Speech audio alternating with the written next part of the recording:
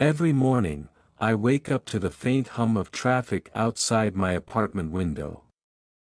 The city is alive even before the sun fully rises, and I've grown accustomed to its rhythm over the years. My name is Ethan, and I sell furniture for a living. It's not just a job, it's a passion.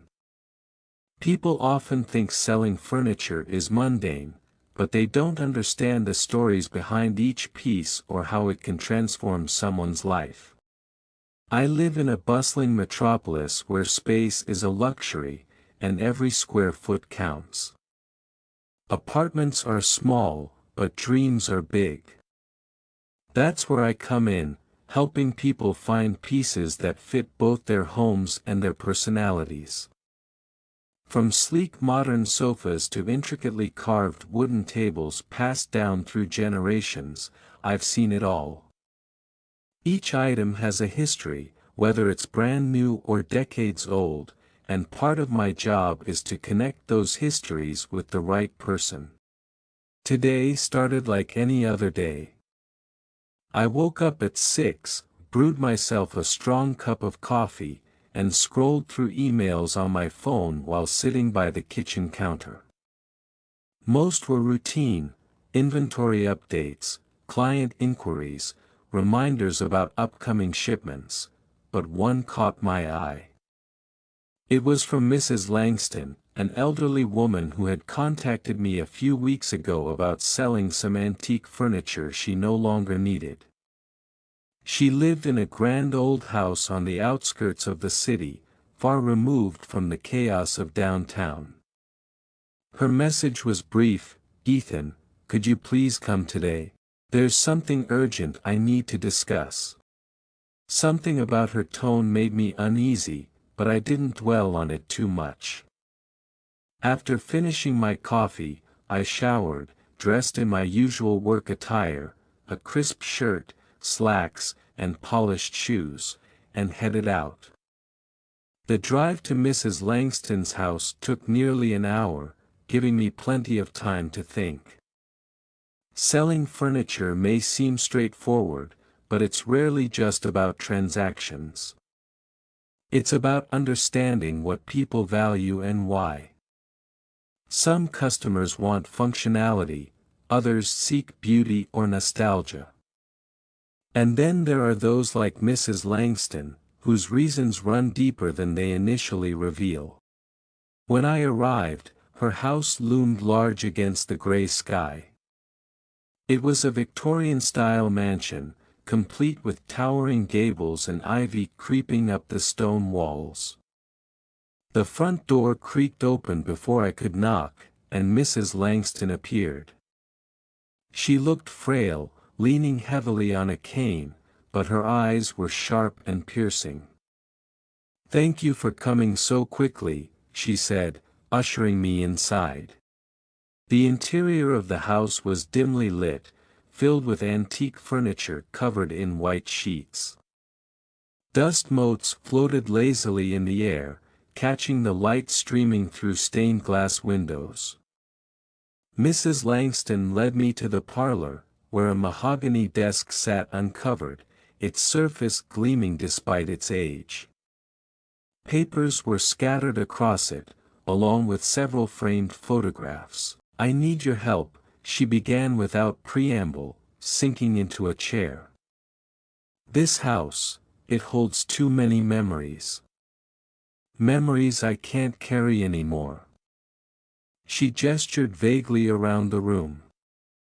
"Everything here belonged to my late husband. He was an avid collector, always bringing home pieces he found intriguing. But now," her voice trailed off, and she stared at her hands, which trembled slightly. I nodded, sensing the weight of her words.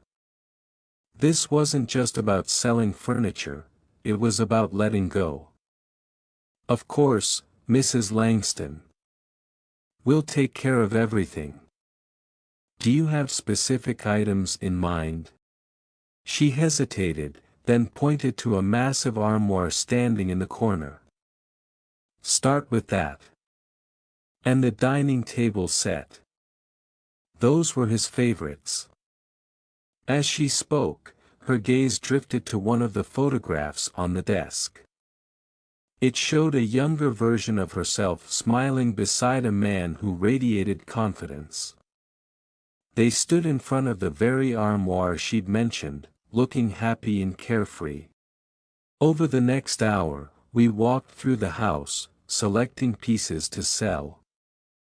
There was a delicate chaise lounge upholstered in faded velvet, a grandfather clock with intricate carvings, and a pair of matching sideboards adorned with brass handles. Each piece told a story, not just of craftsmanship, but of lives intertwined with objects. By the time we finished, I felt like I knew Mrs. Langston better than when I'd arrived. Before leaving, she handed me a small wooden box. "This goes with the armoire," she said cryptically. "Make sure whoever buys it gets this as well." Inside the box was a key attached to a note written in elegant handwriting, "For the one who finds joy in discovery." I wanted to ask what it meant, but something in her expression stopped me. Instead, I thanked her and promised to keep her updated. Back at the showroom, I spent the afternoon cataloging the items and preparing them for sale. Word spread quickly among our clientele about the collection, and within days, offers began pouring in. One particular buyer stood out, a young woman named Clara. She was an interior designer with a keen eye for detail and a soft spot for antiques. When she saw the armoire, her eyes lit up. "That's stunning," she murmured, running her fingers over the polished wood. "What's the story behind it?" I smiled, recalling Mrs. Langston's words. "It belonged to a collector who cherished unique pieces. He believed every object had a soul." Clara nodded thoughtfully. "I'd love to see it in someone's home again. Does it come with anything else?" Remembering the box, I retrieved it from my office and placed it gently on the armoire's shelf. "Just this," I said, watching her reaction carefully. She opened the box, revealing the key and the note. For a moment, she simply stared at them, her brow furrowed in thought. "What do you suppose it unlocks?" she asked finally. I shrugged. "Maybe nothing tangible. Or maybe everything." Her lips curved into a smile. "I'll take it." As Clara left with the armoire safely loaded into her van, I couldn't shake the feeling that something significant had happened. Days later, she returned to thank me. "You won't believe this," she said, pulling out her phone to show me photos. The key fit perfectly into a hidden compartment inside the armoire, revealing a cache of letters and sketches dating back decades. Apparently, the original owner had been an artist, using the compartment to store his private works. "It's incredible," I said, genuinely awestruck. "Mrs. Langston never mentioned that." Clara grinned. "Sometimes, the best discoveries happen when you least expect them." That evening, as I locked up the showroom and stepped onto the quiet street, I reflected on the day's events.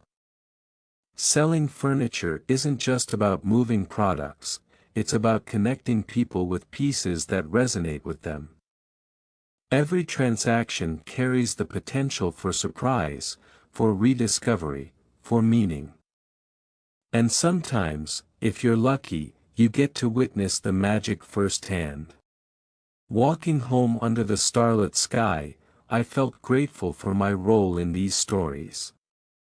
Whether it's a mahogany armoire hiding secrets or a simple chair offering comfort, each piece plays a part in shaping lives.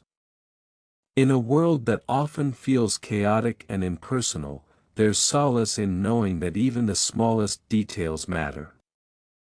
And perhaps that's why I love what I do. It reminds me that beauty and significance can be found in the most unexpected places. The next morning, I woke up to another email from Mrs. Langston. This time, it was shorter. "Thank you, Ethan. You've given me peace." Reading her words, I realized that my job wasn't just about selling furniture, it was about creating moments of closure, connection, and hope. And that realization made all the difference.